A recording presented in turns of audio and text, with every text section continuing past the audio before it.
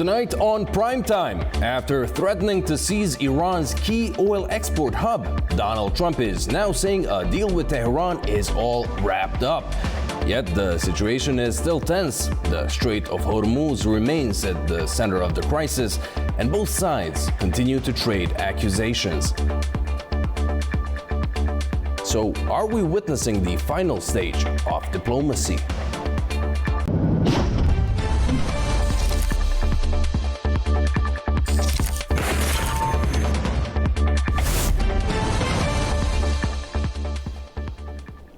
Welcome to the program. I'm Andy Miuch. The United States and Iran are reportedly close to a deal to pause the conflict in the Gulf. It could be signed as early as Sunday. Separate talks are also moving forward on reopening the Strait of Hormuz before the G7 summit in France next week. Here's more. A memorandum between the United States and Iran to halt the war in the Gulf could be signed as soon as Sunday, according to the Reuters. One source said language in the memorandum was still being finalized, and Iran was sticking to its position that the deal must also end fighting in Lebanon. The aim was to finalize the wording by Saturday, so the agreement could be signed by US Vice President J.D. Vance and Iran's Parliament Speaker Mohammad Bakr Kalibaf. No venue had been established, but Geneva was emerging as the likeliest. A senior Iranian source told Reuters that the draft would waive sanctions on Iran's oil, unfreeze billions of dollars of its funds, and require a cessation of hostilities on all fronts, including in Lebanon. Nuclear issues would be set aside for later talks. The waiving of sanctions, unfreezing of Iranian assets, and halt to Israeli attacks on Lebanon are essential Iranian demands. The source made no mention of what Iran might offer in return. The diplomatic breakthrough could also pave the way for a separate but closely related agreement on maritime security. According to Bloomberg, the United States and Iran are nearing a deal to reopen the Strait of Hormuz ahead of next week's G7 summit. Senior officials told the outlet that prospects for an agreement are high, with another source indicating that the arrangement is likely to take the form of a memorandum of understanding rather than a legally binding treaty. After a short break, we are going to take a closer look at the latest developments in the US-Iran peace process. Don't go away.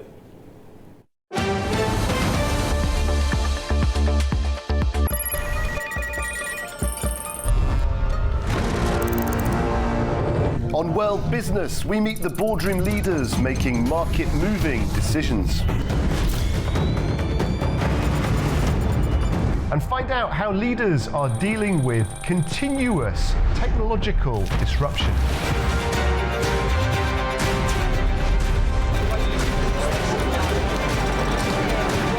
Shaken to its very foundation.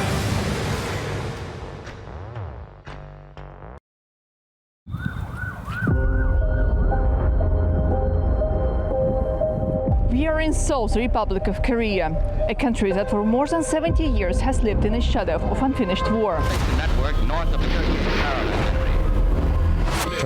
I was 18 years old when the Korean War broke out. My two brothers were dragged out to the front yard of the village public hall and forcibly subjected to a trial under the name of People's Trial. The military demarcation line, created after the Korean War, became a massive wall, preventing separated families from meeting. Less than a kilometer away lies North Korea.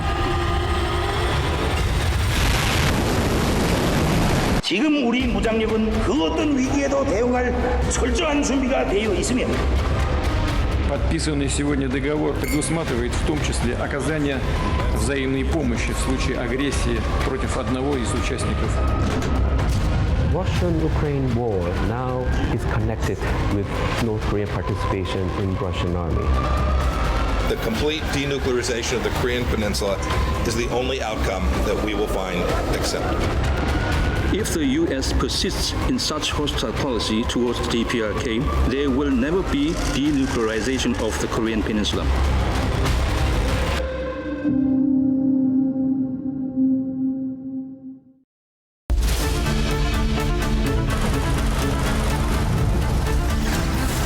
As America sleeps, Europe is waking, and the East has begun its day. A News is right here at the center, bringing you the latest stories as they break.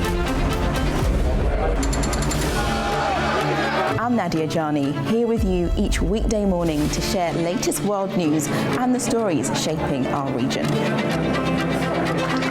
Across all platforms and wherever you get your news, we explore the context behind the big headlines. Live from Baku, I bring you a diverse mix of regional and international news, sport and politics for you, an audience that wants a bit more. So join me Monday to Friday for the latest headlines, expert analysis and live updates from around the world.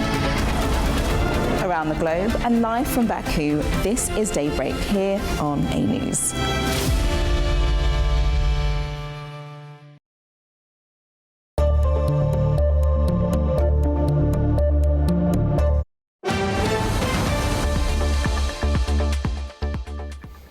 Welcome back. You're watching Primetime. Let's now take a look at some stories from all across the world. And we're starting in East Africa, where climate change is reshaping communities. In Kenya's Rift Valley, the impact is visible along the shores of Lake Naivasha.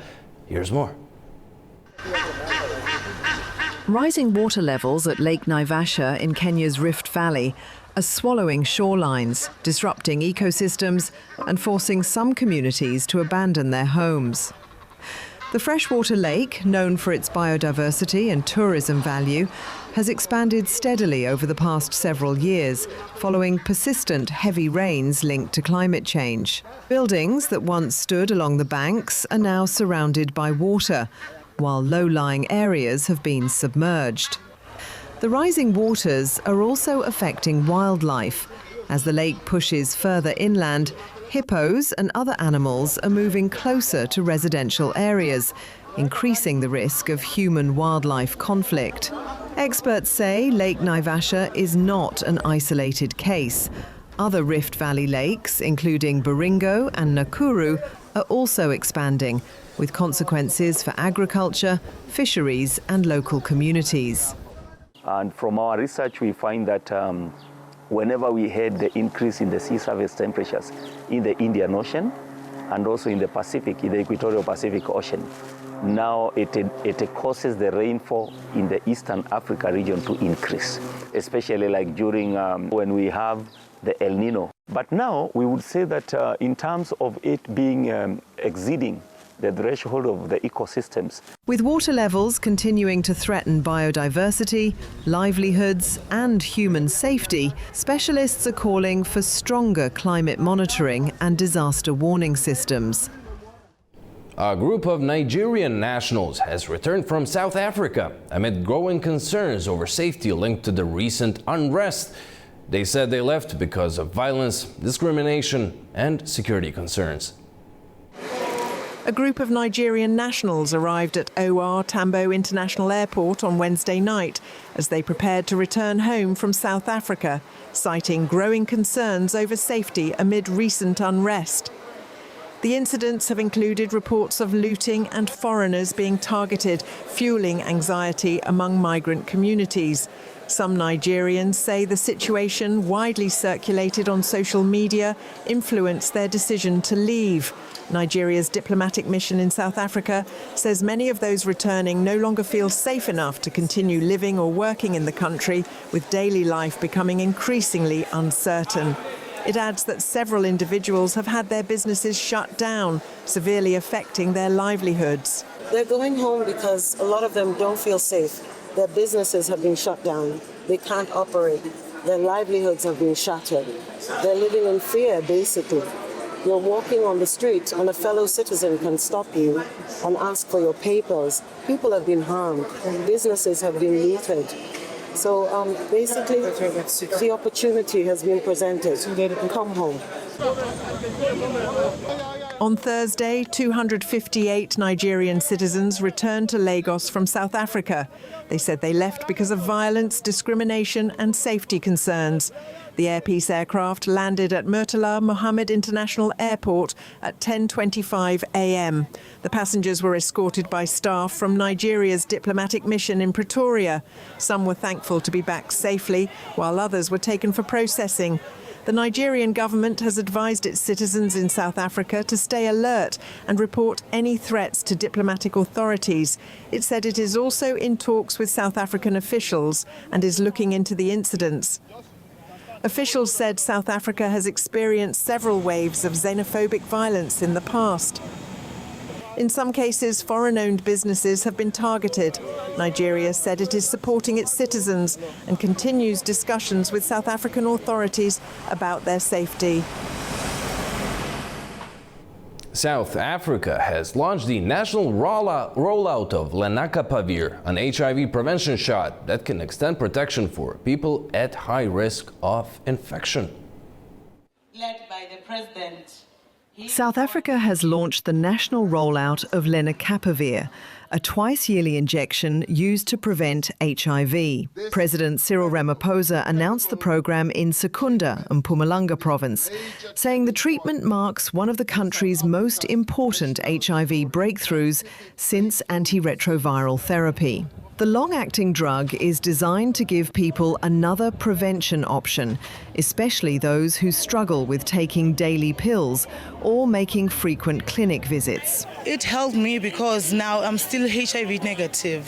I think it's a better injection because it only comes twice a year instead of being coming every 2 months or eating the pill every day.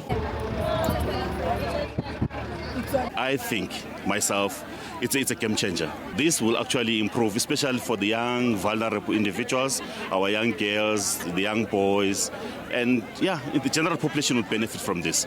So I think as we fight HIV towards 2030 to eradicate it, we are in the right track. In the first phase, the injections will be distributed to more than 360 public health facilities in high-burden districts.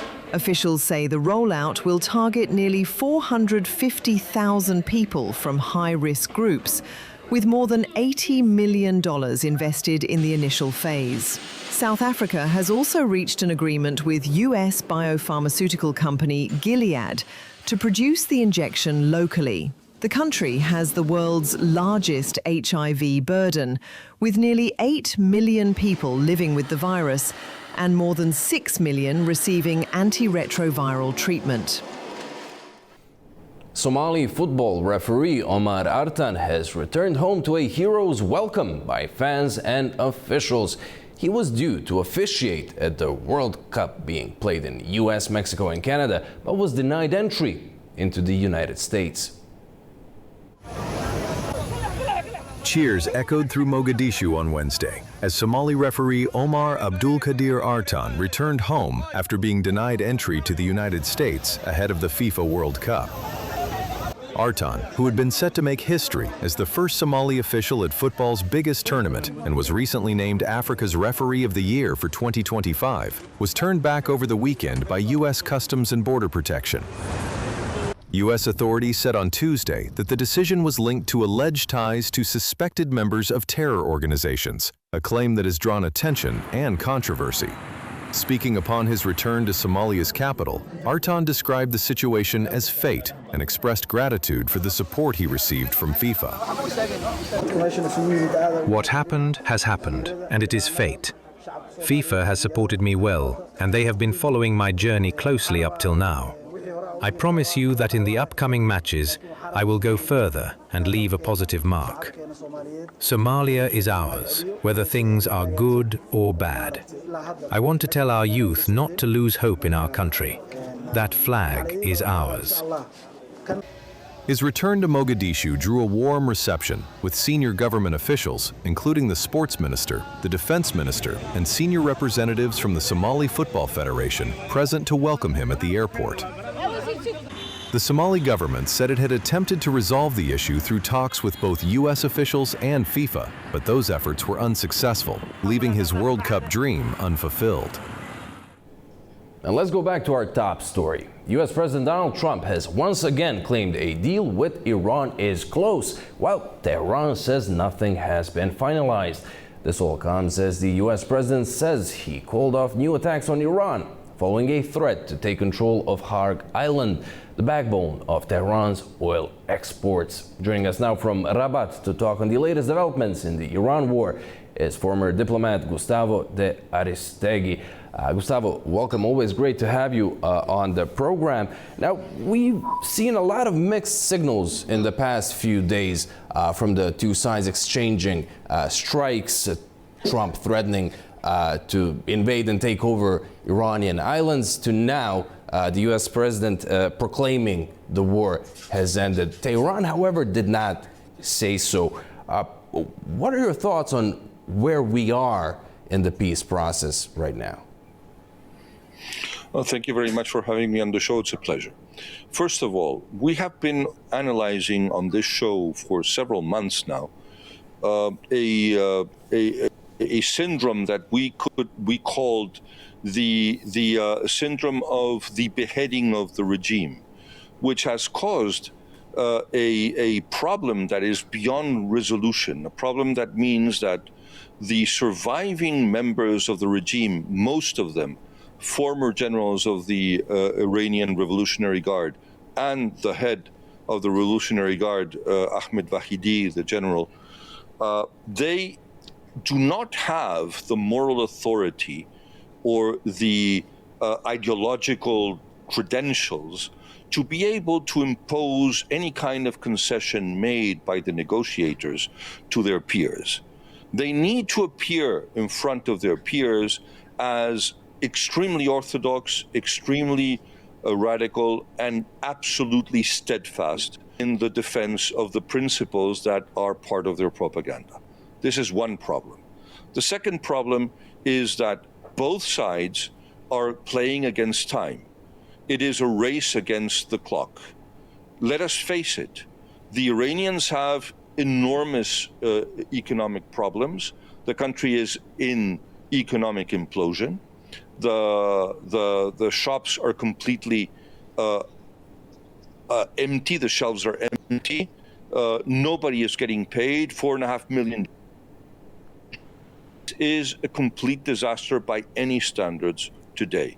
Even the Revolutionary Guard, the troops, not the NCOs or the officers, are being paid half pay only, because nobody is spending a single rial in the streets of Tehran today.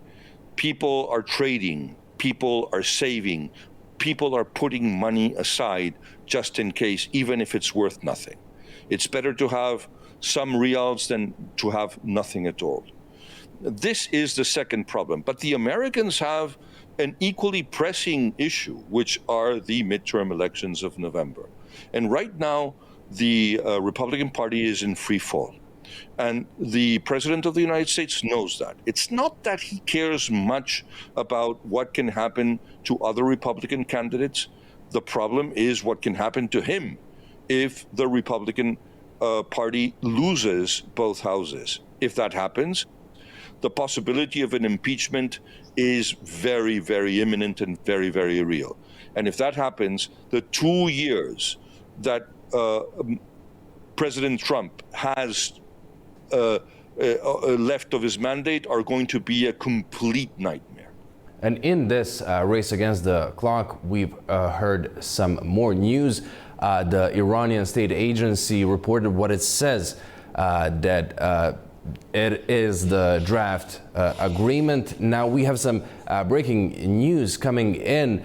Pakistan is saying that a final draft has been reached and that the Islamabad is working closely with both sides to finalize the steps. Given all the circumstances that you've outlined there, is it in everyone's interest for this to now end? You're absolutely right. In fact, even for those that are playing hide and seek with their peers, trying to make believe that they are the toughest guys in the block, that has a limited time of validity, and sometime sooner rather than later, they're going to have to cave in and they're going to have to accept the terms of negotiation. There is one major problem here, though. And the major problem is that if the United States accepts conditions that are more lenient than the ones that they tried to impose on the Iranians on February 27th, this war is a complete flop. If that is the case, if they renounce the obligation of the Iranians to cease to finance, to support, to arm, to train their proxies in the region, be it the Houthis, Hezbollah in Lebanon, Hezbollah in Syria. People forget about Hezbollah, the Syrian branch of Hezbollah. People forget about the Iranian, pro-Iranian Iraqi militias that are very deadly and that have been extremely effective carrying out deadly attacks, murderous attacks against Western interests in Iraq. If this is the case, then let us not forget about the missiles, putting them on your program right now. Ballistic missiles, cruise missiles, hypersonic missiles, supersonic missiles. The United States was very clear. You need to seize all your programs developing these kinds of missiles, or we will not have peace with you. And the third is to stop enriching uranium beyond 6%. And today we know that one of the concessions made by the United States is that they will accept that the 1,000 pounds that the International Agency for Atomic Energy has found to be in the possession of the Iranian regime. And that amount of fissile material is going to stay in Iran, and it's going to be, let's say, deactivated in Iran. We don't know if that is going to be the case. And we don't know if anybody is going to put their minds to try to find the material that the International Atomic Watchdog has found traces of having been enriched beyond 83.7%. And this is not information or intoxication by the Israelis or by the Americans. These are findings of a United Nations agency.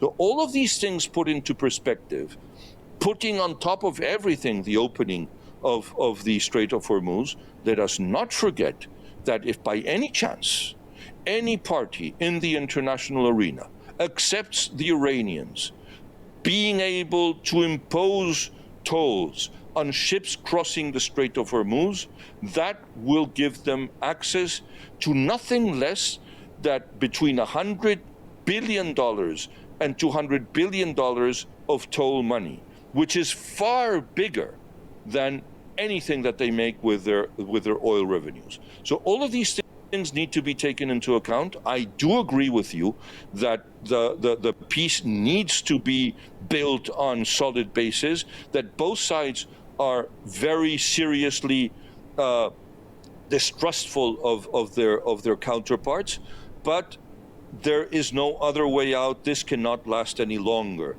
But quite frankly, the regime has been a very serious challenge for peace, stability, and security in the region, and by extension, the whole world. If the United States, after all of the suffering, all of these weeks of pounding, warring, and waging all kinds of conflicts of high and low intensity, are not able to impose the requirements and the concessions that they were demanding of the Iranians on February 27th, I really don't know what this war was for.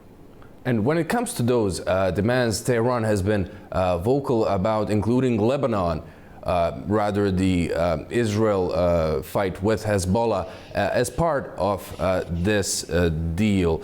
Now, do you expect Tel Aviv to play ball with Washington? And do you even expect Washington asking Tel Aviv to stop and cease fire with Hezbollah?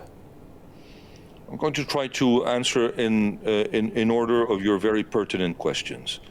First, Tel Aviv knows very well that a erroneous or a baseless closure of this conflict is only going to be the basis of the next conflict. I don't agree with the attacks on Beirut and Christian neighborhoods, Sunni neighborhoods, mixed neighborhoods, where the Hezbollah terrorists have hidden, and the leaders of the terrorist organization have taken refuge. But this said, it is of the essence to understand that the actions of the Israeli Defense Forces, that I will not question the legitimacy of responding to a terrorist organization, but today it is in everybody's best interest to concentrate the attacks on those places that are known and confirmed places of hiding, control, and headquarters of the pro-Iranian terrorist militia Hezbollah. This is very important because today you have not far from 80% of the Lebanese people that are strongly opposed to Hezbollah. If these actions continue mounting, I'm afraid that this level of support for disarming Hezbollah is going to rapidly decline. And let us not forget one thing. It is not possible, and I tell you because I have lived in Lebanon and I have a Lebanese family, I know the country inside and out. I could probably say that every square kilometer of the country, except the very high mountains, I've been there. I can tell you very clearly that this is an opportunity that cannot be lost or cannot be wasted, because Lebanon needs to free itself from the claws of Iran, needs to free itself from the cancer that is called Hezbollah. And the only way that this will be possible is by helping the Lebanese people disarm Hezbollah, and by financing, training, and supporting the Lebanese armed forces that today have half the budget, the military budget, the so-called military budget that Hezbollah so-called fighters, let's call them terrorists, have today. The Lebanese armed forces have a budget of $700 million. The direct amount of money received by Iran, by Hezbollah, is $1 billion, and the amount of money that they receive through illegal activities, for example, the trafficking of Captagon in the Middle East and in the Mediterranean, is close to $2.5 billion. We're talking $3.5 billion. That is four times the budget of the Lebanese armed forces. Gustavo, thank you so much for joining us and providing us with your insight. Thank you very much. All right, after a short break, from Baku to Tashkent, a new economic outlook suggests the CIS4 economies may have more room to cut interest rates, even as many central banks around the world remain cautious. Do stay with us.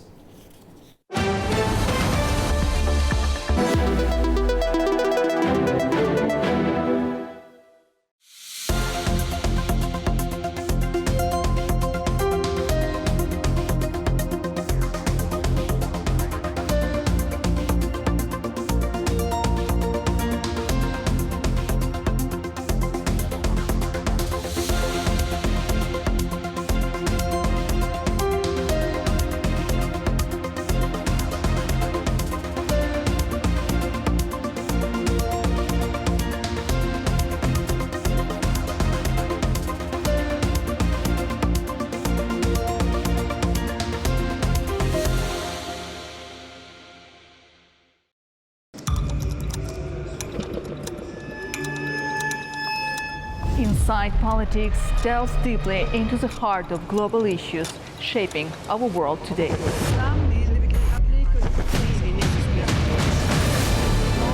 Join me for your go-to source of political analysis from across the region and beyond.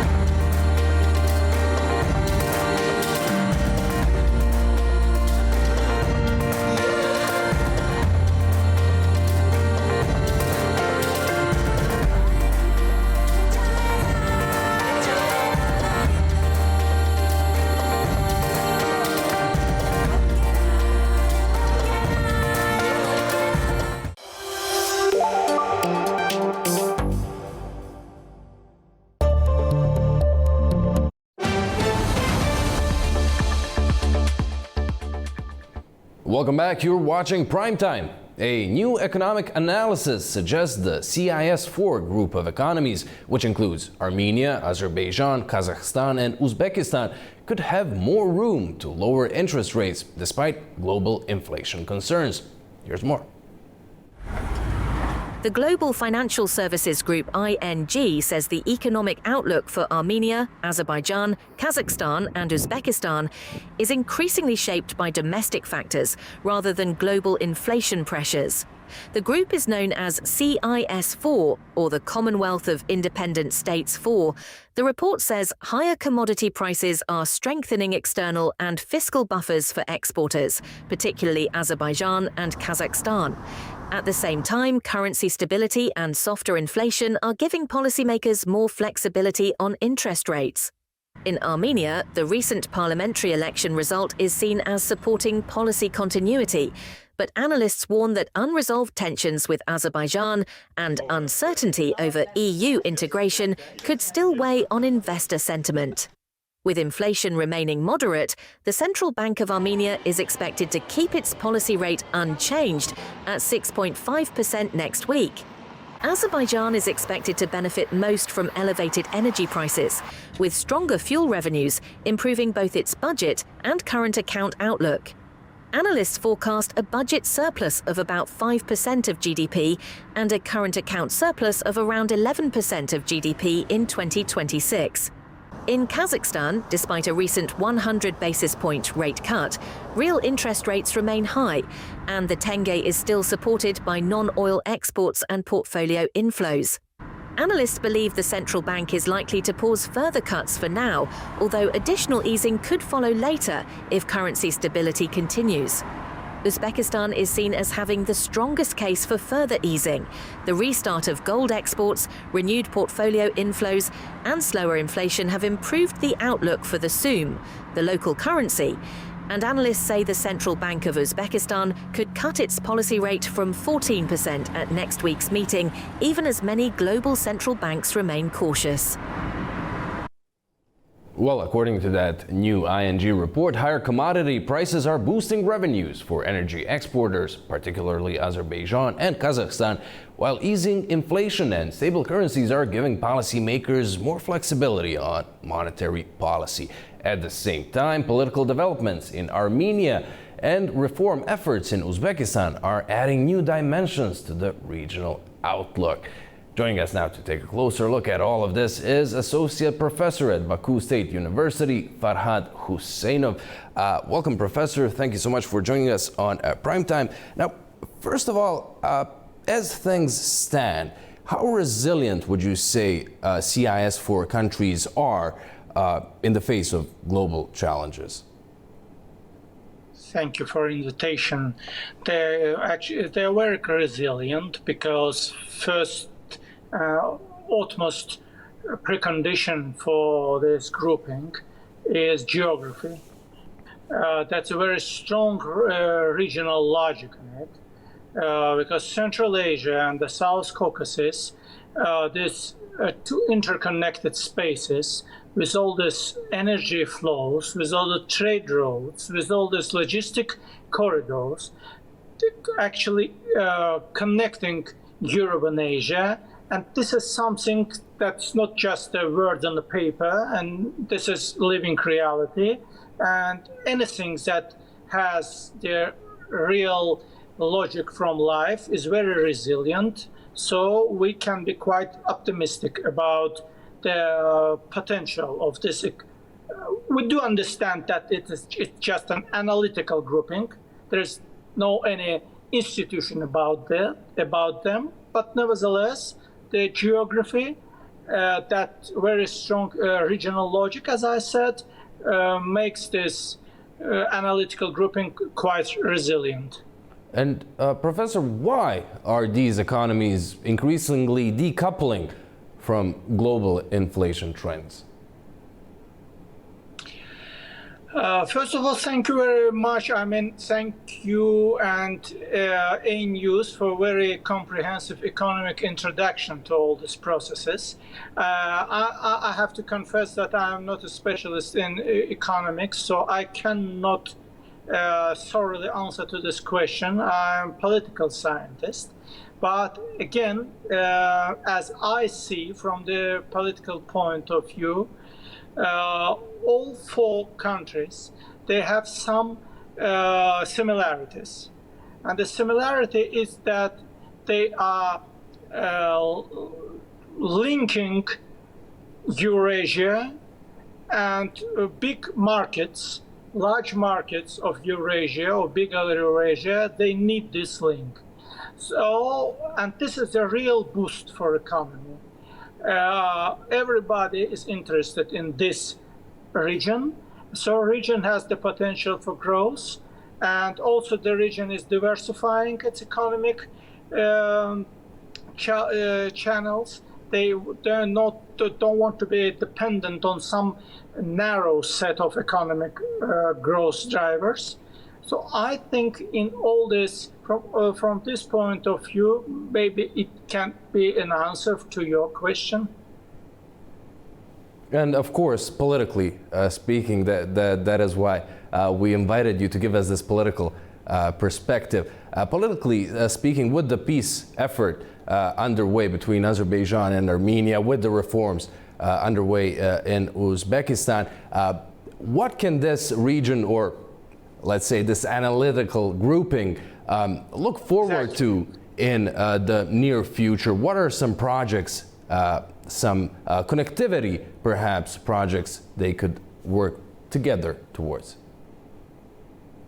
You rightly mentioned connectivity and infrastructure projects that are going to be present.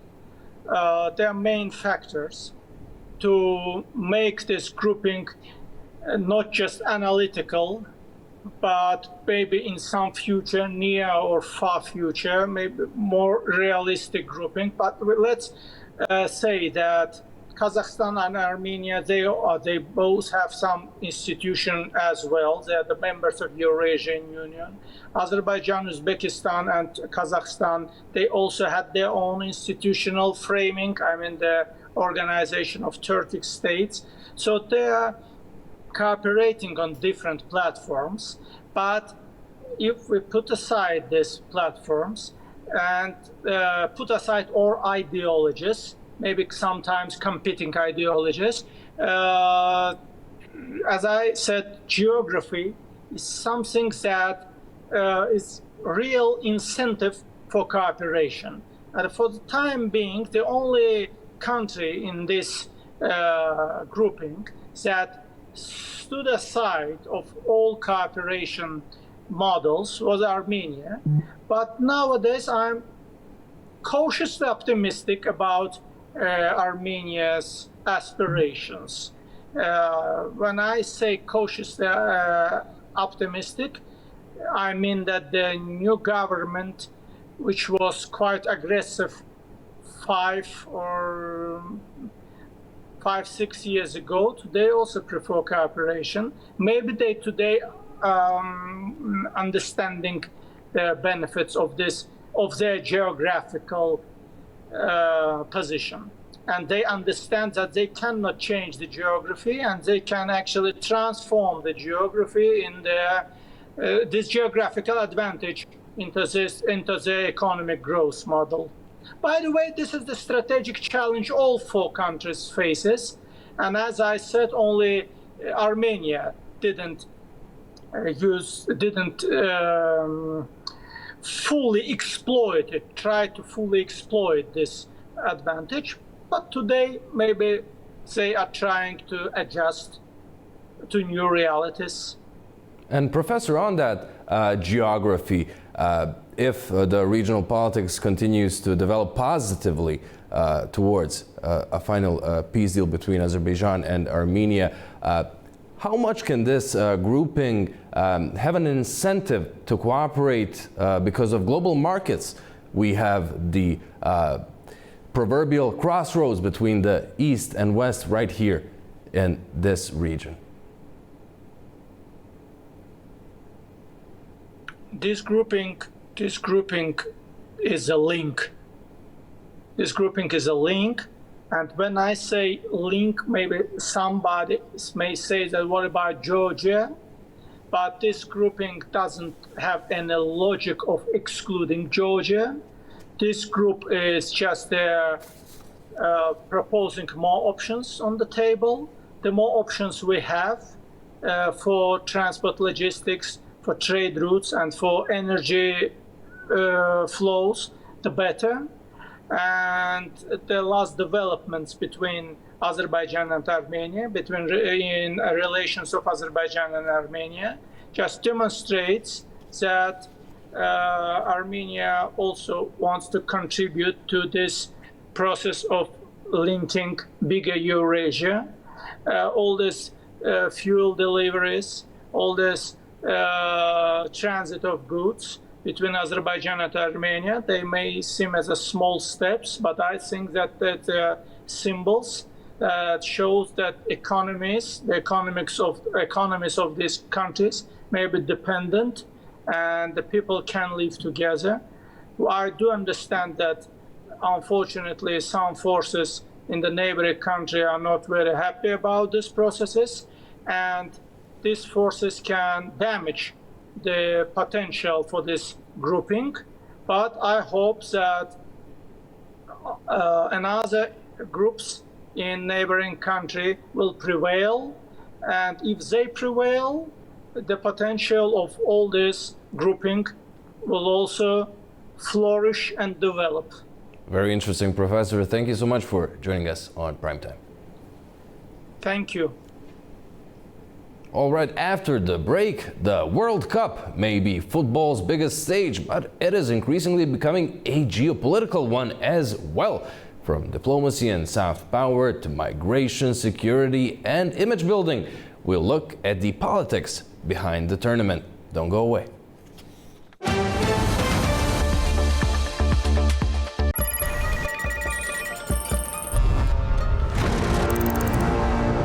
On World Business, we meet the boardroom leaders making market-moving decisions. And find out how leaders are dealing with continuous technological disruption.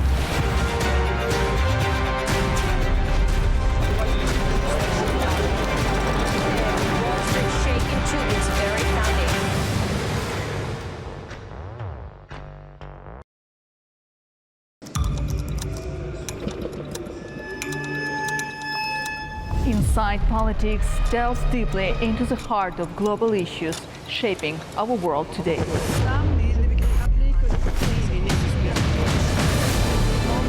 Join me for your go-to source of political analysis from across the region and beyond.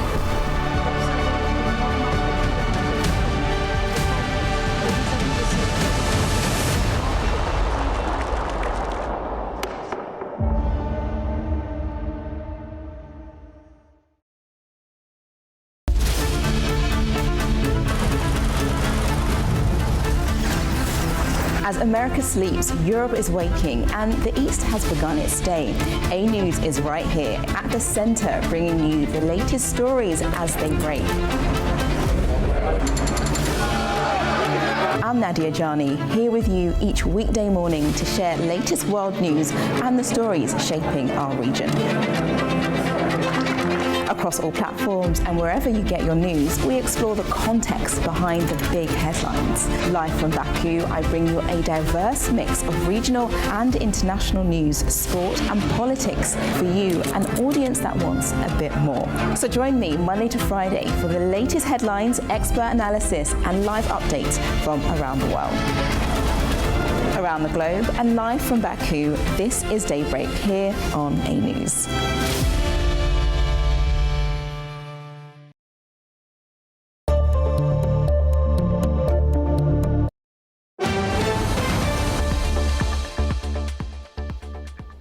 Welcome back. You're watching Primetime. The FIFA World Cup is being described as a major security challenge, with authorities deploying large-scale police and security operations across host cities.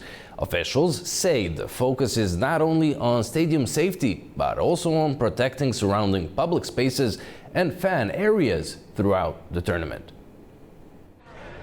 Security officers and police are being deployed for the 2026 FIFA World Cup to protect fans, players and venues, as organisers prepare for what is being described as an unprecedented security challenge. On the day of a send-off match in Chicago, where the United States faced Germany, fans were met with a heavy police presence. Large municipal vehicles formed a protective perimeter outside the stadium, while all spectators underwent strict security screening before entry. One of the key concerns is that the tournament is taking place against the backdrop of the US-Iran conflict, which security experts say has heightened public concern. The concerns extend far beyond the stadiums themselves, with officials warning that the biggest challenges lie in protecting surrounding public spaces. Guarding the stadium, that's truly the easiest part. They could do that with guards, gates, and guns, and including that air cover that'll be necessary. It's those soft targets outside the stadium. You think about the parking lots or the places people are going around the games, the restaurants. Those are much harder to secure, but law enforcement has to be ready for anything.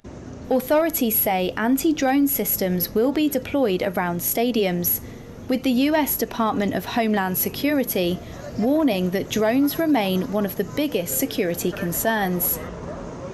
With matches spread across 16 host cities in 3 countries, the 2026 tournament will be the most geographically dispersed World Cup in history. The overall security operation is expected to cost more than $1 billion, involving federal agencies, local police, and private security firms. From high ticket prices and turning away referees and team staff at the border to logistics complications arising from a host country being at war with one of the competing nations, the World Cup, played in the US, Canada, and Mexico, has its fair share of political controversy. Joining us now from Sao Paulo to talk on major sports events as geopolitical platforms going far beyond sports is political analyst Diogo Castro Silva. Diogo, welcome. Great to have you on Primetime. Now, before we go into any specifics of this year's tournament, I'd like to hear your thoughts on how much can events of such magnitude as the World Cup become a tool to exert geopolitical influence? Well, the most famous case is the Olympics in 1936 that were hosted by Germany and inaugurated even a new way to film sports that still influence, and a new way of doing cinematography that still influences cinematography today through the work of the German director Lili Riefenstahl. And the way Germany used the Olympics in 1936 as a platform to show a new era, that is probably the most famous case. But you have others, even like closer to us, the Sochi Games had also that obvious goal in mind. In a more benign direction, you had, for example, the 1992 games in Barcelona that wanted to show the new Spain after the European accession, and also inaugurated a new modernity in Spain after the long period of Franco dictatorship. So you have cases in all directions, and it's obviously such big events like the Olympics and the World Cup are obviously events that are used by politicians along the history to showcase their narratives to the world, let's say. And Diogo, let's now zero in on this World Cup. According to various media reports, countries from the global south are facing travel restrictions or unusually high rates of US visa rejections. Of course, The administration in Washington has its own migration views and policies, but what does that do to an event that's supposed to bring the world together? Well, I would like to say first that a lot of this, of the responsibility also lies in FIFA. FIFA in other tournaments has been very strict and very forceful in enforcing rules regarding the events it organizes. The most recent case, and probably the most famous, they even changed the venue of 2016. I believe it was a youth championship in Indonesia, because Indonesia was not forthcoming in giving visas to the Israeli team. And they moved finally the championship to Argentina. So in all tournaments, FIFA obliges the host country to approve a set of laws. Now, pretty clearly, they didn't do this to the US. And in fact, the FIFA president spent the last 2 years trying to charm Trump, and I believe to ensure a smooth tournament. That objective or that strategy clearly failed. And in what concerns the US, it's clear now that the tournament is becoming a PR disaster in terms of the worldview of the US. Probably the best known case is encapsulated in the Somali referee, the best of Africa referee being denied visa into the US. But one must wonder also if this is not part of the strategy, if this is not a performative aspect of internal US politics, and it's precisely the goal to do this kind of gestures as they linked into domestic US politics, notwithstanding the damage that it creates in the image of the US around the world. And now that you mentioned the case of the Somali referee, there was no backlash from FIFA except its President Gianni Infantino saying it was unfortunate. He was then pressed by reporters to speak more on the issue, and he said that media should, quote, chill and relax. Did you expect such a muted reaction? I did expect, because Gianni Infantino, as FIFA president, has clearly chose to be totally accommodating to the U.S. government. What I thought he intended it to do from that strategy was not to have cases like the Somali referee, but unfortunately that strategy failed, and now he doesn't have a place to go. Unless admitting everything was wrong from the beginning in his strategy to in his relationship and strategy behind it with the US government. So we have this sorry case of the best African referee in a that every football fan around the world knows that refereeing at the top level is incredibly demanding, and to arrive where he arrived means a long effort and a long career. So he's not there by a favor, and then he has his visa denied on very unclear reasons. So every football fan around the world knows the reasons why, and this case encapsulates really the issues now that are surrounding this World Cup, because then we have other incidents. But I believe the incident with the Somali referee is the one that really encapsulates the whole issue. And I will just add there for our viewers, UEFA, the European football governing body, has invited Somali referee Omar Artan to officiate the Super Cup game between Paris Saint-Germain and Aston Villa in Salzburg later this summer. There has also been a significant amount of backlash towards FIFA's ticket pricing for this World Cup. Obviously, everyone involved, including FIFA, wants to earn from the Cup. But are these high ticket prices alienating fans, some possible new fans, and pricing out these existing ones? Well, this has been a recurring problem in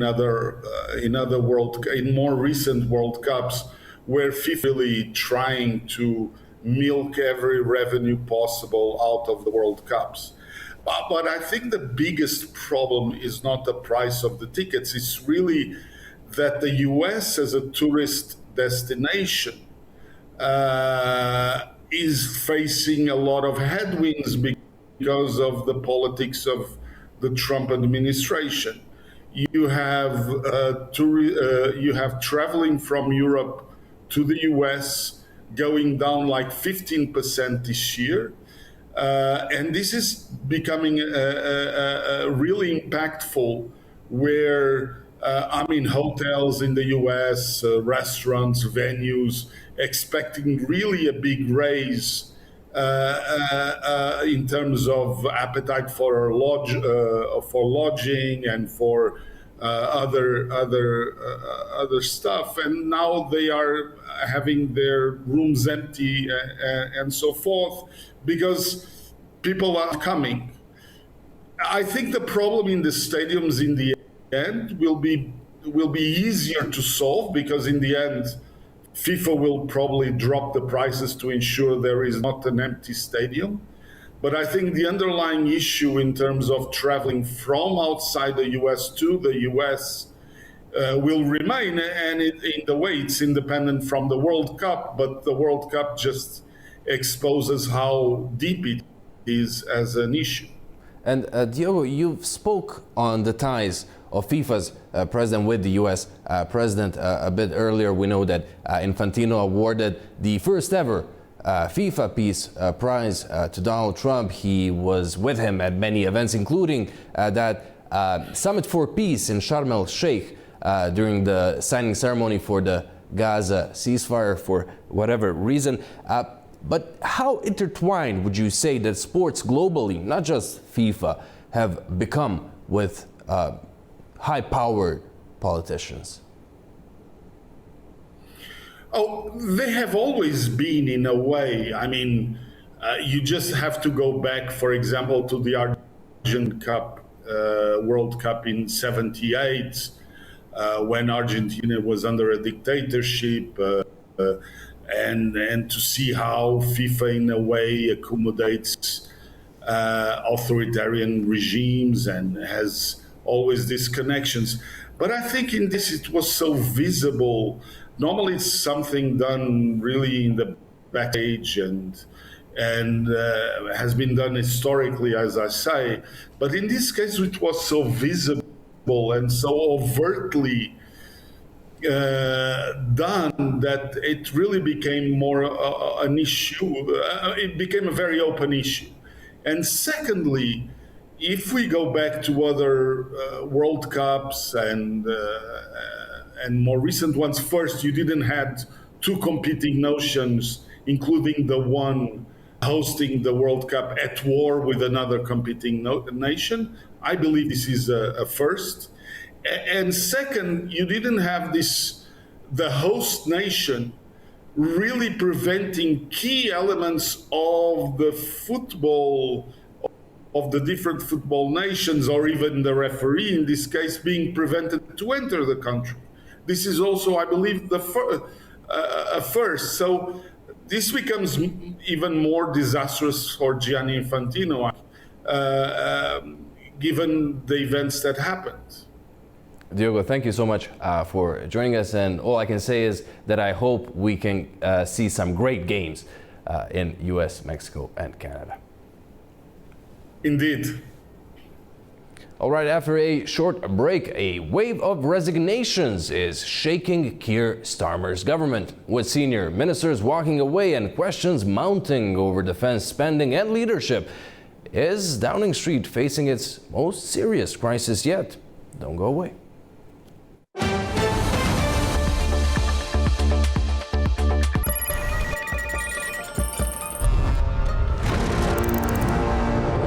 On World Business, we meet the boardroom leaders making market-moving decisions.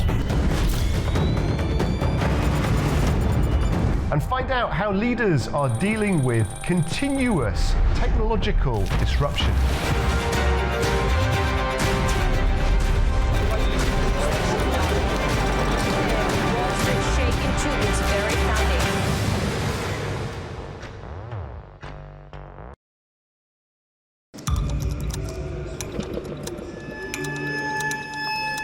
Inside Politics delves deeply into the heart of global issues shaping our world today.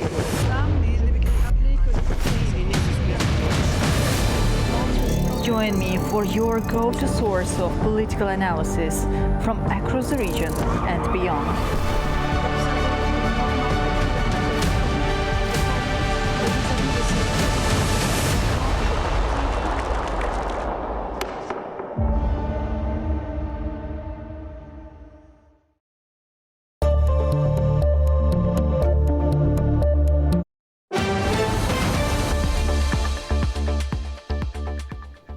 Welcome back to Primetime. The British government is making headlines once again as another minister has stepped down, adding to a series of recent resignations.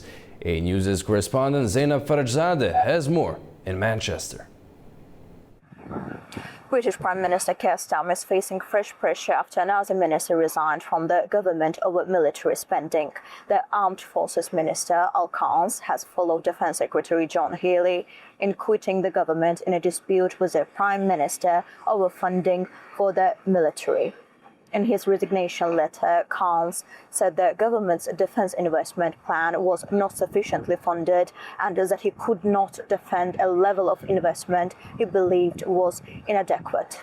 His departure came shortly after Healey resigned, warning that planned defence spending falls well short of what is needed to protect the UK at a time of growing international threats. The role centres on the government's long-delayed defence investment plan, which is supposed to explain how major military commitments will be funded. Those commitments include increased spending on ammunition, drones, fast jets and submarines outlined in last year's strategic defence review. Starmer has defended the plan, saying it will provide the resources needed to keep the country safe while remaining affordable. In a response to Healey's resignation, the Prime Minister said the government was making difficult but necessary choices to strengthen national security. Don Jarvis, the Security Minister and a former British Army officer, has been appointed as a new Defence Secretary. The resignations are a significant setback for the Prime Minister and come just weeks after Health Secretary Wes Streeting quit the government, saying he had lost confidence in Starmer's leadership. With questions growing about both defence spending and his authority within government, the Prime Minister now faces the challenge of uniting his party behind the defence strategy that two senior defence ministers have publicly rejected. Zainab Farajzadeh, A News, Manchester, United Kingdom. Well, pressure is mounting on Keir Starmer after a series of resignations exposed deep divisions inside his government. The timing could hardly be worse. Britain is preparing for critical NATO discussions. Defense spending is under intense scrutiny and speculation is growing about Starmer's authority inside the Labour Party. Joining us now from London to take a closer look at all of this is UK political correspondent Alexander Seal. Alexander, thank you so much for coming on Primetime. So Healey resigned first and Carnes followed almost immediately. Was that coordinated, do you think? And what kind of a message were they trying to send? Yes, hello. This is a monumental structural crisis that pushes the British Prime Minister Keir Starmer's premiership to its absolute limits.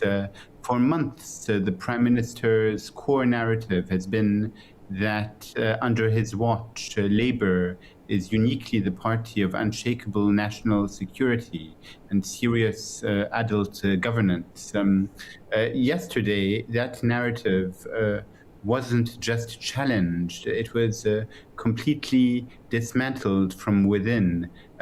What makes this uniquely devastating is the sheer profile of figures who walked out. This isn't a rebellion by the party's ideological left or backbench gadflies. John Healey is widely regarded as a rock-solid, methodical institutionalist, the ultimate loyalist. He was loyal to Keir Starmer and the Labour Party.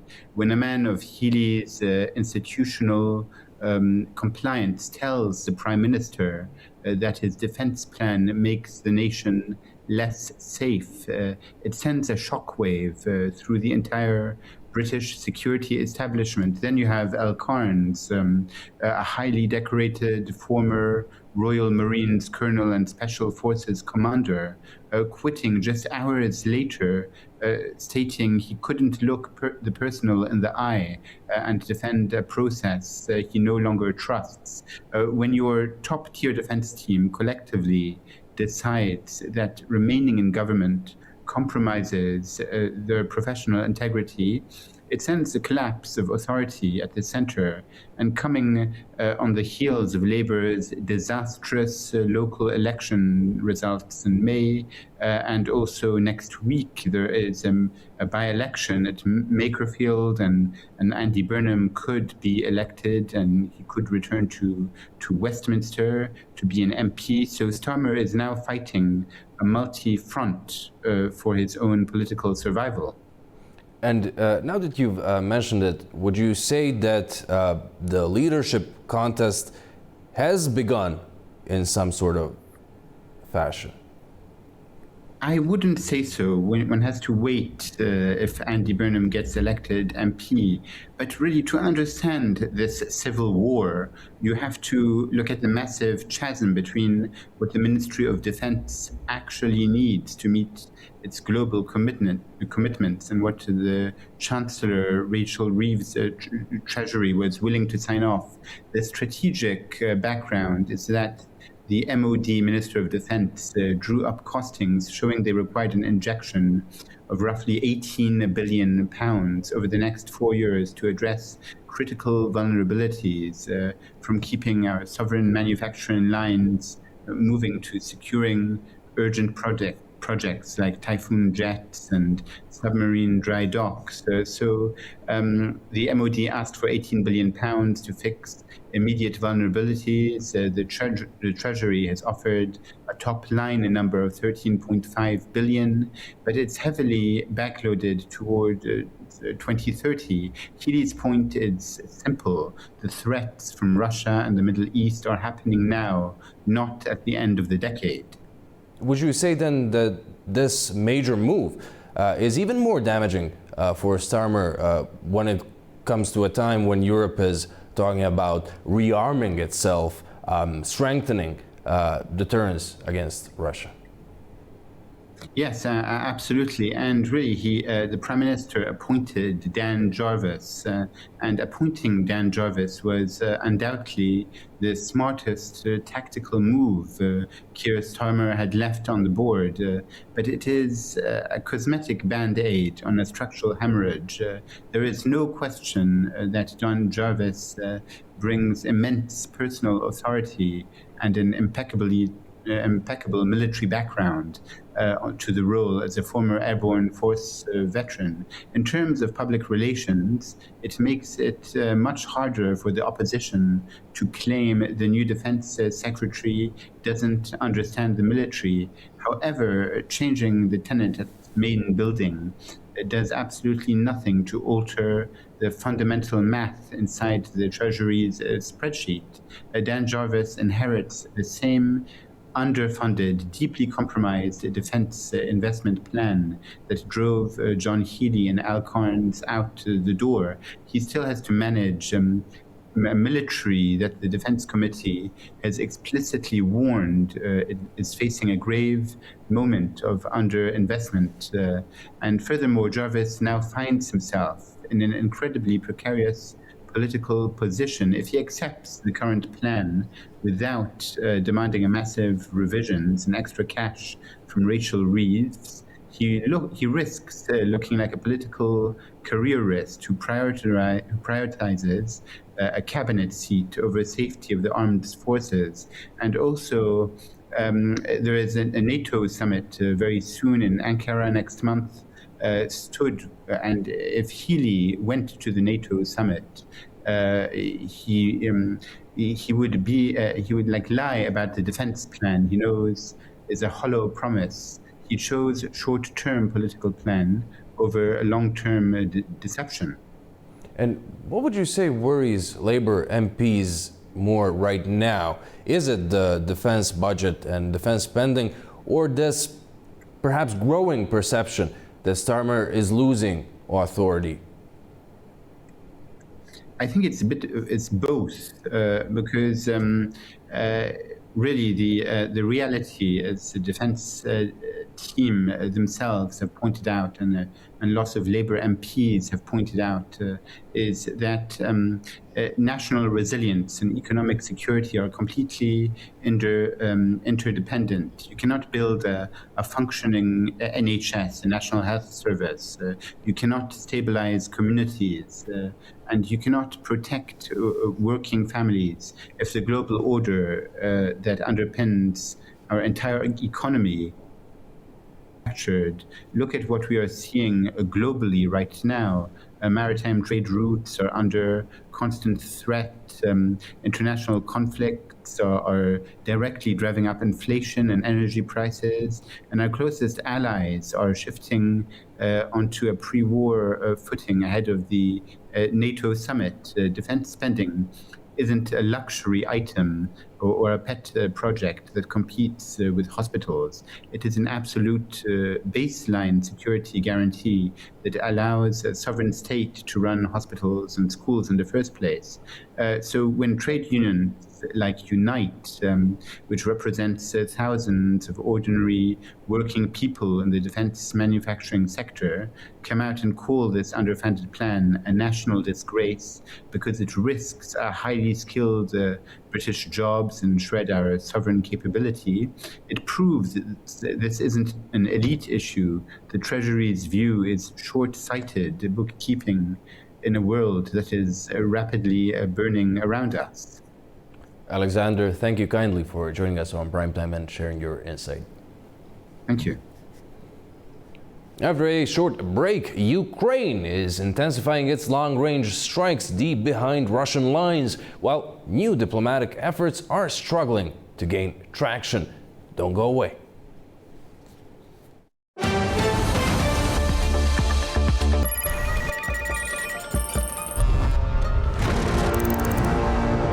On World Business, we meet the boardroom leaders making market-moving decisions.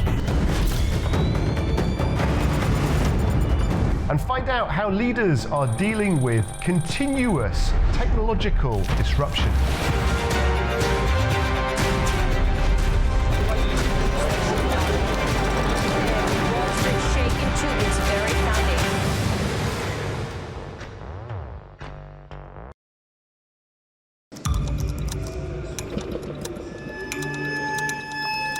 Inside Politics delves deeply into the heart of global issues shaping our world today.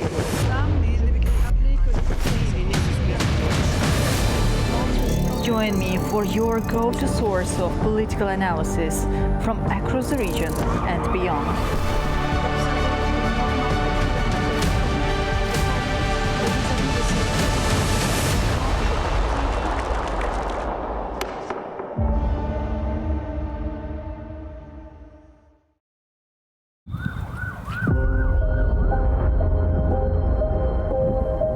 We are in Seoul's Republic of Korea, a country that for more than 70 years has lived in a shadow of unfinished war.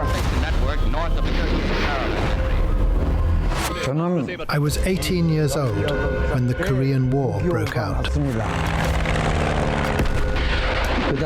My two brothers were dragged out to the front yard of the village public hall and forcibly subjected to a trial under the name of People's Trial.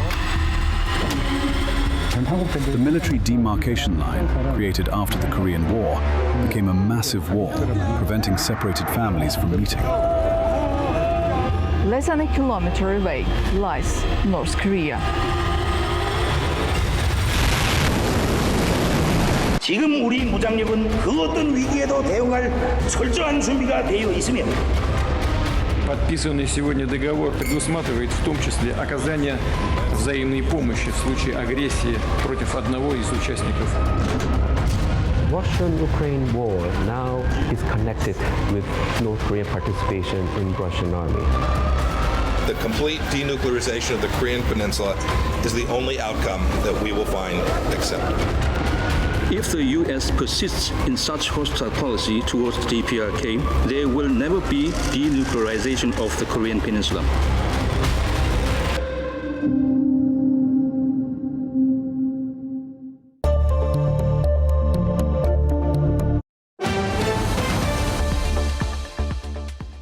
Welcome back. You're watching Primetime. Russia says it has captured 2 settlements with troops advancing in northern Donetsk.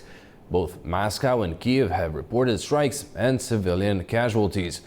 Ukraine said it carried out overnight strikes on military, industrial, and logistical targets inside Russia, including oil refineries and drone production facilities. Both sides reported civilian casualties, with 2 people killed and 10 injured in Russia's Bryansk region.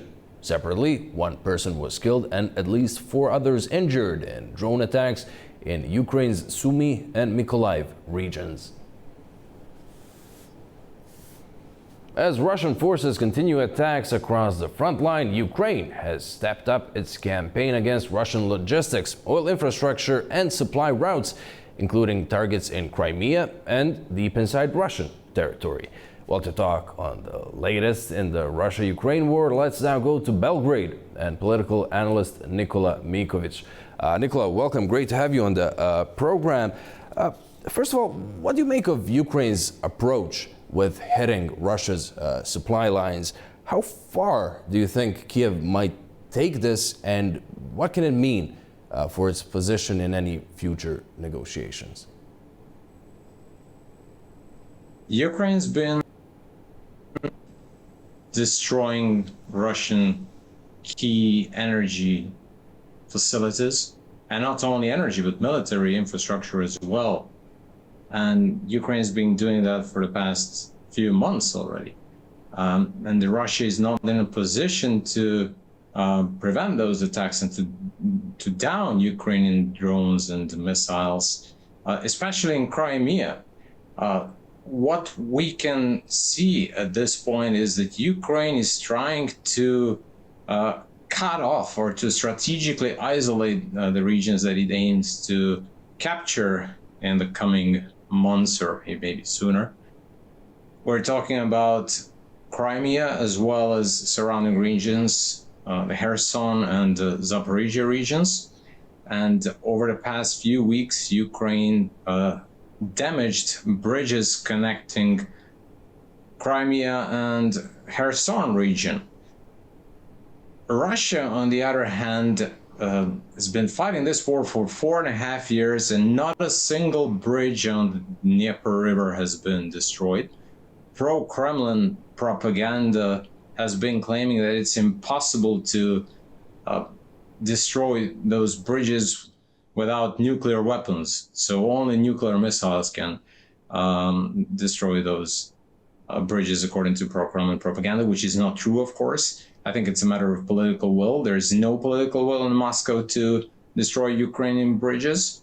As you mentioned, continues raising the stakes and continues destroying not only bridges, but key energy infrastructure, namely refineries all over southern Russia and even further.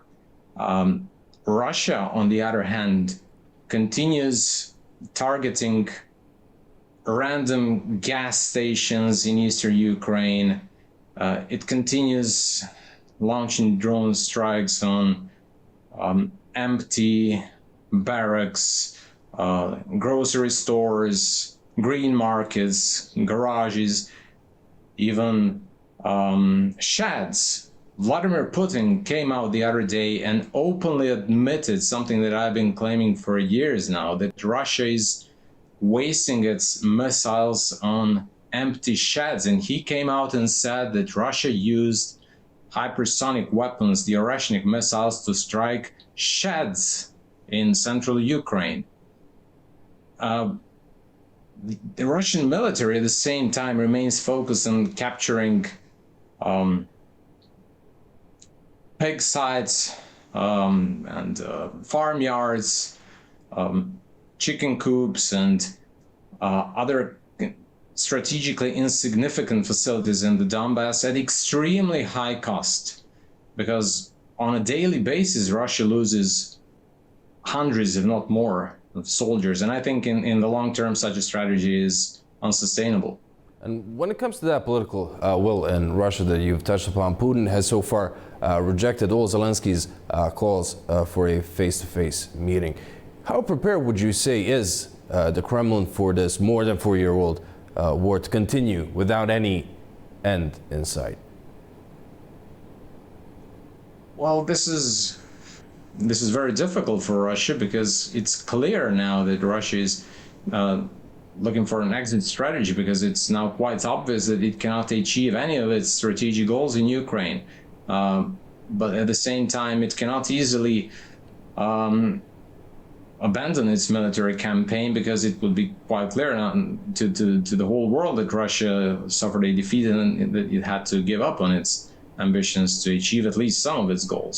So that's why the Kremlin has to create an illusion that it's ready for peace talks, that it wants to settle this conflict diplomatically, but Ukraine is not interested, so that's why Russia has to continue fighting. But the problem is that it does not have means to achieve its goals on the battlefield. So the situation for Moscow is very difficult. Putin is trying to camouflage it, to create an illusion at home that Russia can continue fighting like this for many more years.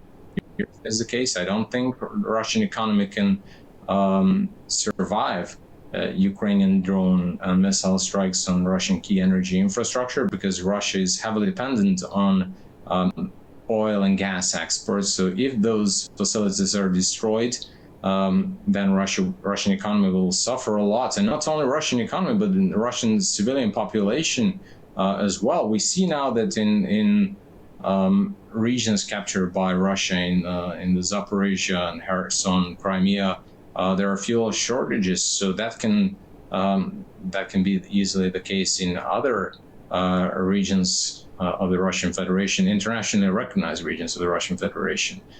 So as I said, the situation for Moscow is very difficult, and I think things will get worse if Ukraine continues launching such strikes. But whether Kyiv will do that or not depends, I think, on the West, because in the past there were some political circles in the West that prevented Ukraine from achieving some of its goals. Whether that will be the case now remains to be seen.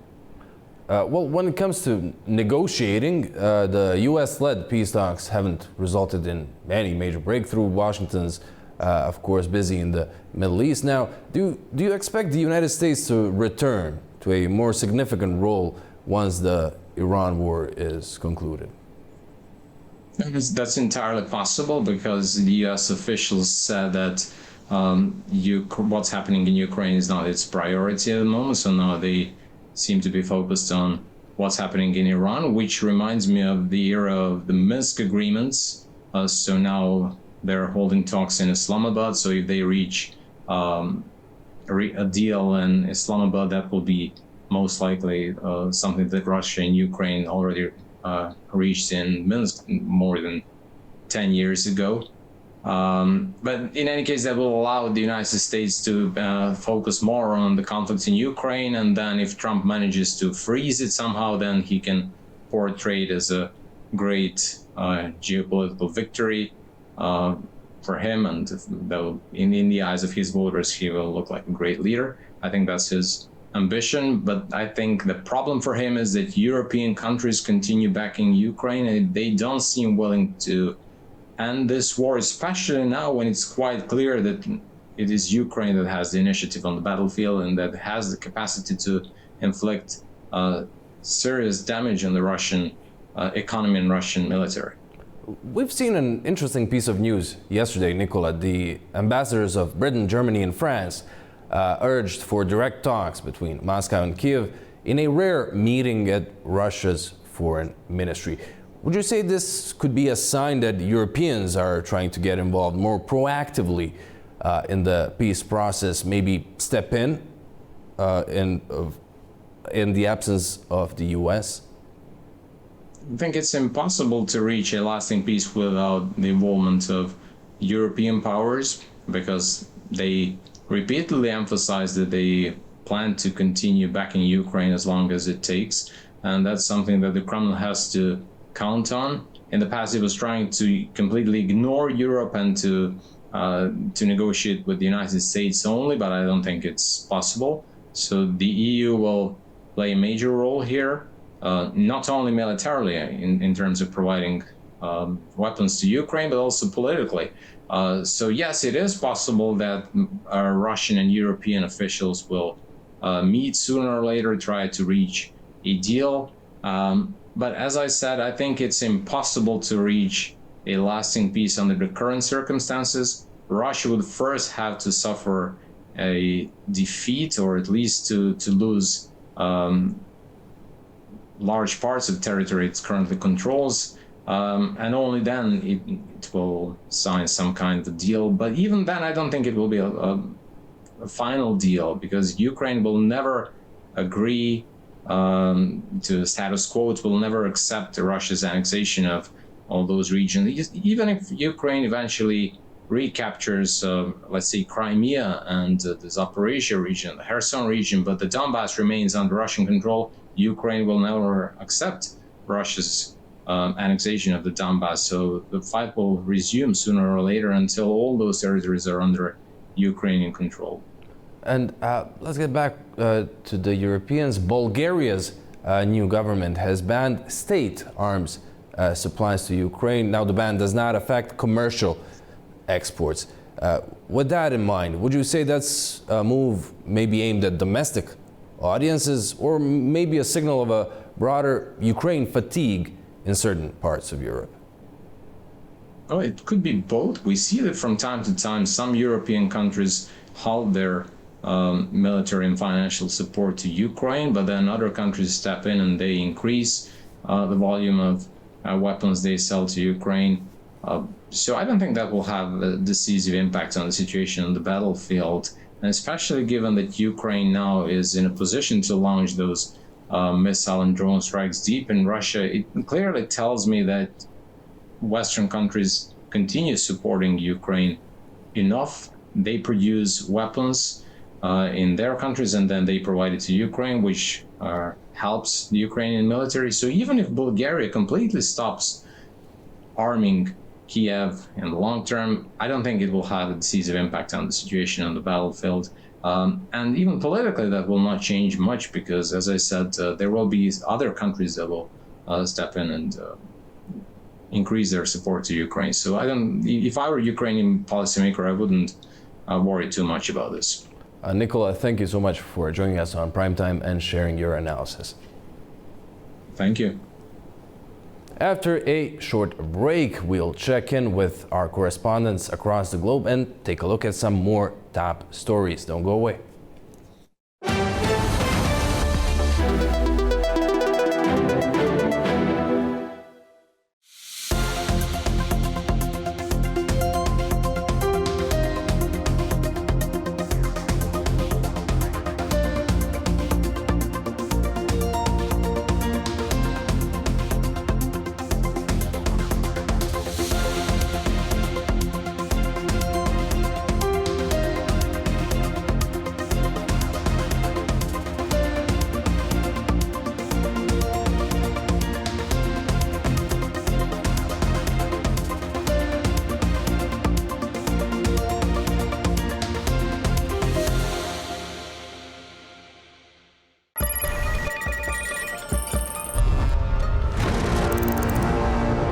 On World Business, we meet the boardroom leaders making market-moving decisions. And find out how leaders are dealing with continuous technological disruption.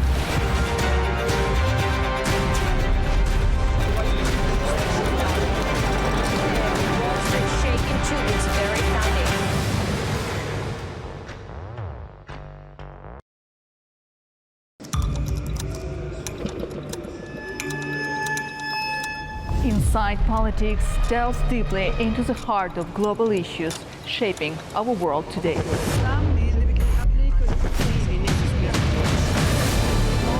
Join me for your go-to source of political analysis from across the region and beyond.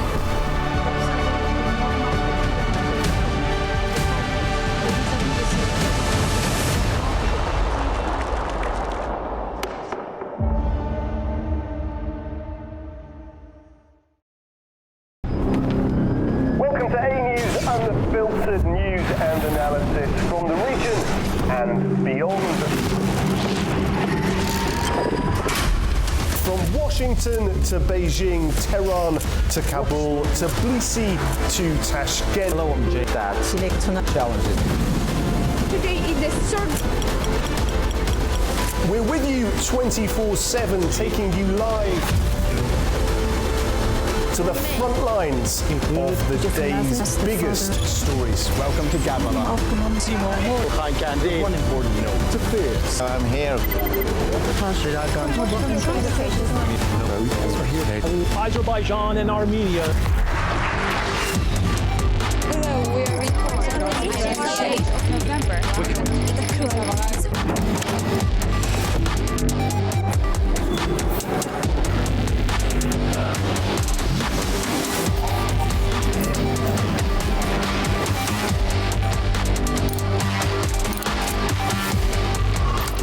Reporting from Paris, Dar es Salaam, Tel Aviv, Washington, London, Moscow, Kyiv, Berlin, Rio de Janeiro, Beijing, Bangkok, Tbilisi, Tashkent, Almaty, Kazakhstan, Port Sudan, Tehran, Islamabad, Istanbul, Kabul, for A News.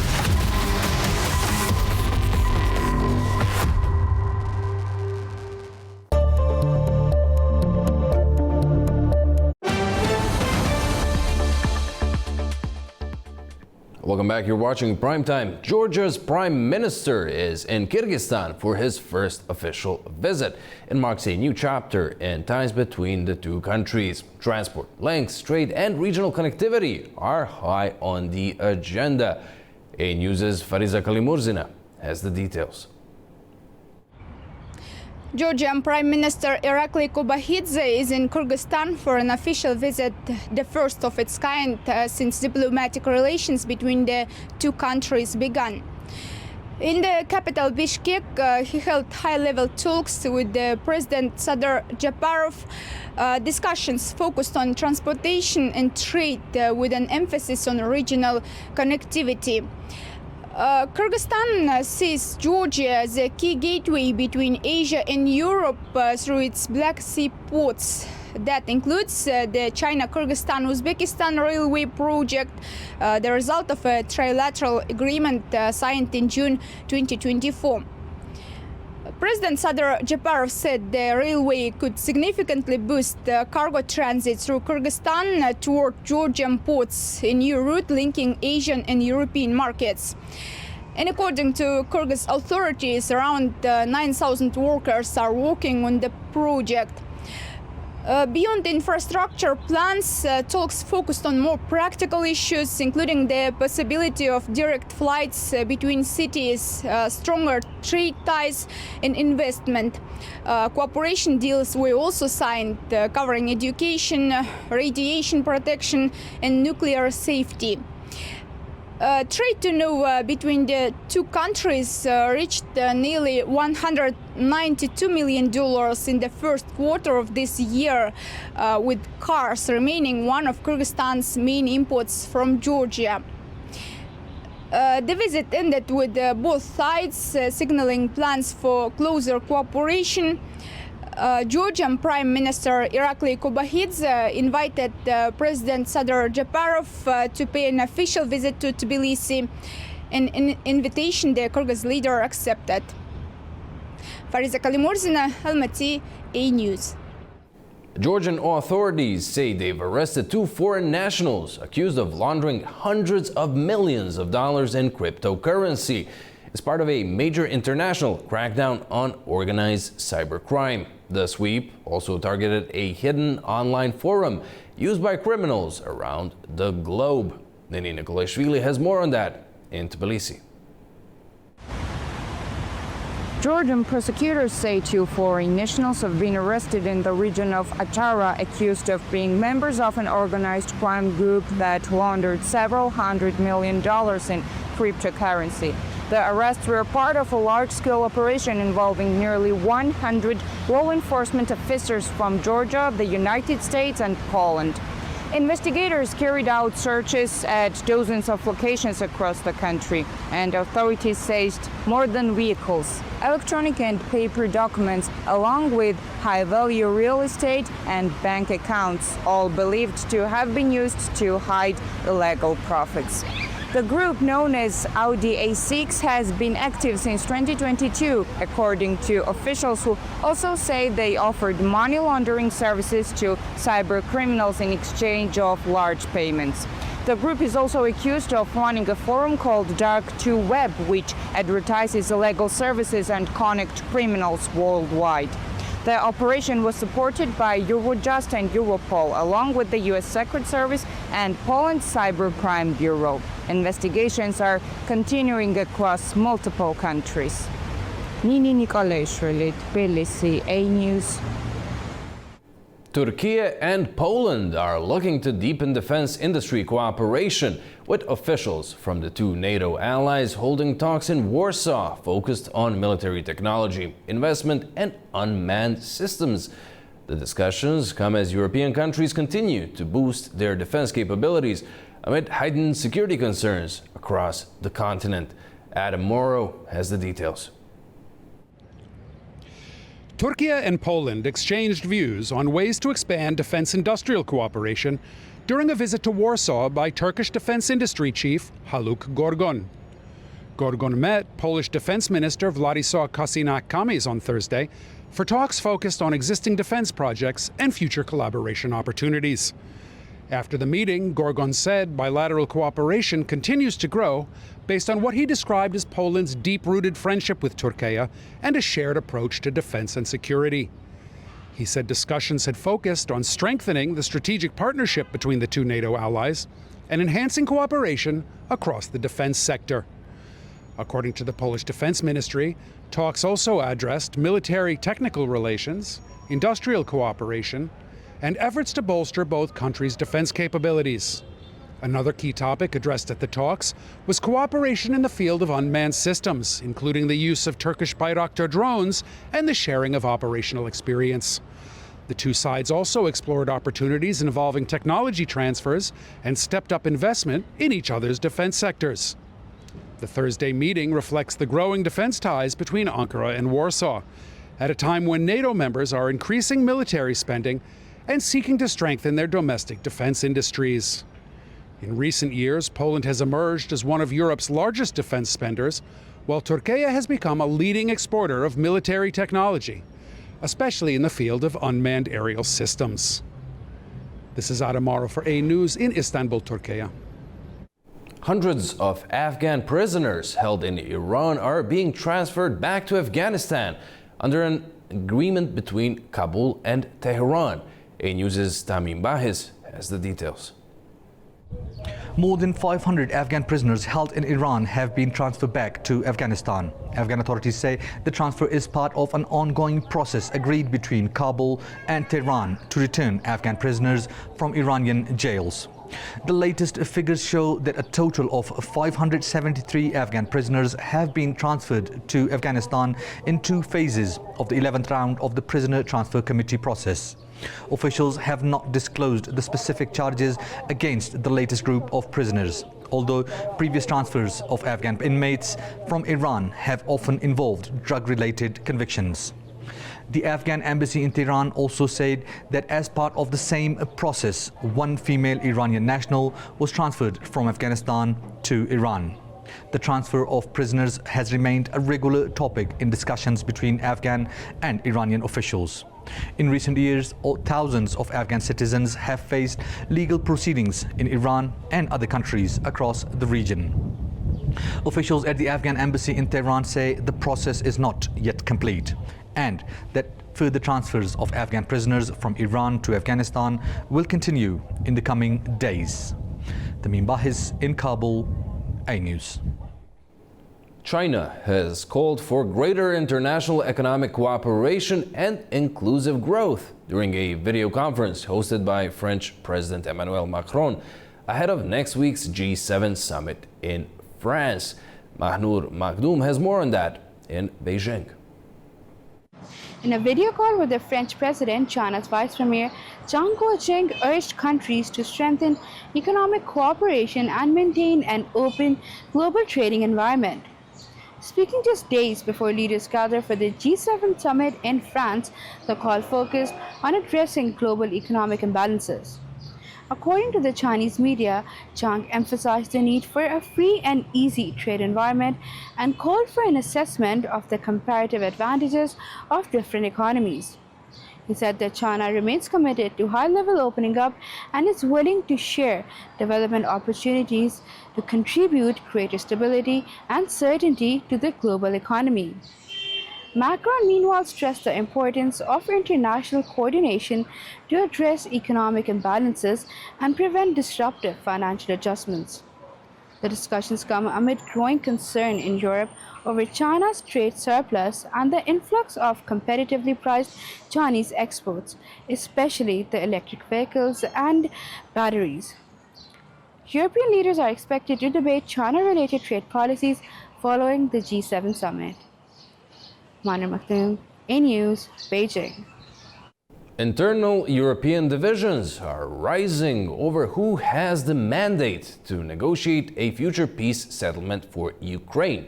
Ahead of the G7 summit in France, countries such as Italy and Poland have openly challenged the exclusive role of the informal E3 alliance. Foreign policy experts suggest this rift comes at a critical time of transatlantic uncertainty. Italy is challenging the foundational legitimacy of smaller European diplomatic formats in shaping future negotiations with Russia. Addressing lawmakers in Rome, Prime Minister Giorgia Meloni argued that restricted coalitions of individual capitals lack the collective mandate to represent the wider European Union, calling for a single, formally authorized representative instead. In any serious peace scenario between Ukraine and Russia, several conditions depend on Europe, concern Europe, affect Europe, and it is up to Europe to negotiate them. What I mean is that our firmness toward Russia must not turn into diplomatic blindness or self-exclusion. The criticism is directly aimed at the informal E3 grouping of Britain, France and Germany, which recently outlined core ceasefire conditions in London, including security guarantees and the freezing of Russian assets. However, diplomatic observers point out the inherent limitations of the format. Britain is no longer an EU member, while central regional players like Italy and Poland remain excluded from the inner circle. For this reason, I have long supported the need to identify an authoritative figure, entrusted with the confidence and mandate of all member states, to represent Europe's point of view, and it is in this direction that I continue to work. This institutional rift is expanding. Polish Prime Minister Donald Tusk echoed Rome's concerns, stating that Warsaw's critical position on NATO's eastern flank makes its exclusion impossible to justify. Analysts emphasize that for Poland, the issue is immediate physical security, while for Italy, it is a direct pushback against Paris and Berlin, directing EU policy without broader institutional consensus. The urgency for coordination is heightened by ongoing diplomatic shifts in Washington. Foreign policy experts suggest that European governments are seeking to preempt potential changes in future US negotiating positions regarding Ukraine. However, individual diplomatic initiatives from the E3 capitals continue to face resistance from member states demanding a unified institutional approach, with no single official holding a comprehensive mandate to negotiate post-war orders on behalf of the entire bloc. This institutional dispute is set to be a key point of coordination at the G7 summit in Evian next week, where European leaders will attempt to align their diplomatic frameworks. And before we go, more cases of the Ebola virus have been reported by health officials in the Democratic Republic of the Congo. They're warning that the country's latest outbreak shows no sign of slowing. Ebola is still spreading in the Democratic Republic of Congo. The number of confirmed cases has risen to more than 670, including 136 deaths, according to health authorities. The latest figures, released on Thursday, include 41 new cases and 9 additional deaths reported the previous day. The outbreak is mostly in the eastern provinces of Ituri, North Kivu and South Kivu, and is caused by the Bundibugyo strain of the virus. Officials say the disease has now affected 29 health zones, with new areas in North Kivu and Ituri reporting infections. Health authorities warn that cases have been increasing by the week. They say there is a risk the outbreak could spread rapidly to new locations if control measures are not strengthened. More than 5,700 people who may have been exposed to the virus are currently being monitored. However, officials say contact tracing remains below target levels, making it harder to break chains of transmission. The outbreak was officially declared on May 15th. It's the country's 17th Ebola outbreak since the virus was first identified there in 1976. Authorities are particularly concerned because the affected region is home to a large number of displaced people, with a frequent cross-border movement with neighboring countries. Well, that's our show. Thank you so much for watching. Join us again on Monday. And from all of us here at A News, have a nice evening and a very nice weekend.